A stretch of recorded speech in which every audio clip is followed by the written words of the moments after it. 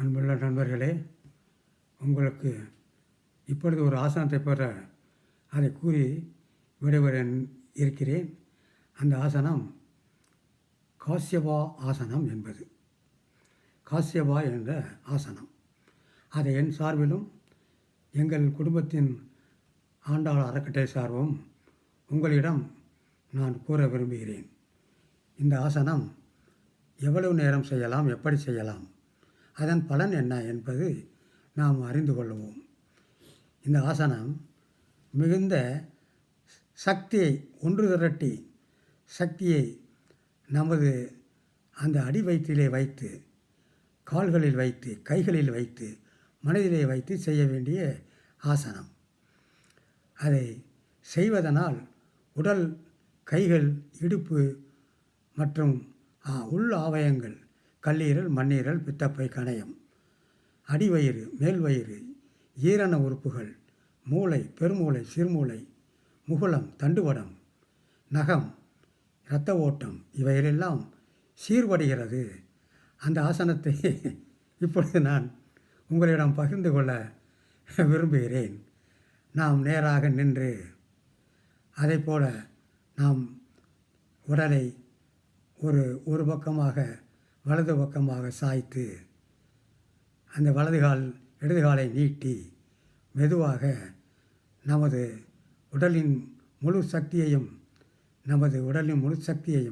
அடி வயிற்றிலே நிறுத்தி, கைகளிலும் கால்களிலும் நிறுத்தி, நாம் ஒரு கையை விரித்து வலது கையை தரையில் ஊன்றி மெதுவாக எழுந்து கையை ஊன்றி உடலையும் நமது தலையையும் நமது இடுப்பையும் மெதுவாக எழும்பி அந்த வலது கையாலும் நமது உடலை தூக்கி இடது காலை நாம் கொண்டு வந்து நமது மடித்து நமது வலது பக்க வயிற்றிலே வைத்து நாம் அதை ஆசனத்தை செய்ய வேண்டும்.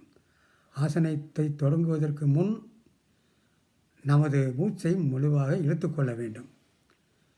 அந்த வெளிக்காற்றை இழுத்துக்கொள்வதால் நமக்கு இந்த ஆசனம் செய்வதற்கு சக்தி ஏற்படுகிறது. ஆசனம் செய்யும் போது மெதுவாக இந்த மூச்சை வெளியிட வேண்டும். உள் மூச்சும் வெளிமூச்சும் மிக முக்கியம். ஆசனத்தை தொடங்குவதற்கு நமது உள்மூச்சு தேவை. ஆசனத்தை செயல்படுத்துவதற்கு வெளிமூச்சு தேவை. அந்த ஆசனத்திலே நின்று நாம் மெதுவாக மூச்சை இழுத்து மெதுவாக மூச்சை விட வேண்டும். எவ்வளவு நேரம் செய்யலாம்? 3 வினாடிகள் அல்லது ஒரு நிமிடம், 60 எண்ணிக்கை, அவ்வளவு முடிந்தால் செய்யலாம். இல்லை என்றால் குறைந்த நேரம் செய்யலாம். செய்வது உங்களுடைய மனநிலையும் உங்களுடைய உடல்நிலையும் உங்களுடைய வயதும் பொறுத்து. சிறு பிள்ளைகள் செய்கிறது எந்த ஆசனமும் யாரும் சொல்லிக் கொடுப்பதில்லை. அவர்கள் எத்தனையோ ஆசனங்கள் செய்கிறார்கள். ஆனால் பெரியவர்கள் ஆக நமது உடம்பு வளைவதில்லை. தாயின் வயிற்றிலே அப்படியே ஒரு சக்கரத்தை போல சுருண்டு அந்த எல்லா ஆசனங்களையும் செய்தவர்கள் பெரியவர்கள் ஆன பின்பு நிமிர்வதை தவிர எதுவுமே செய்ய முடிவதில்லை. அந்த வயிற்றிலே இருக்கும்போது அந்த வளைந்த நிலையில் இருப்பதால் தான் நாம் வளர்ச்சி அடைகிறோம். அந்த வயிற்றிலே தாய்க்கு அதிக பாரம் இல்லாமல் ஒரு மகிழ்ச்சியை தருகிறோம். அதை போல இந்த காஸ்யப ஆசனத்தை செய்தால் நமது உடல் ஆனந்தம் பெறும், அறிவு வளரும், ஞானம் வளரும், ஒரு உறுதிநிலை ஏற்படும்.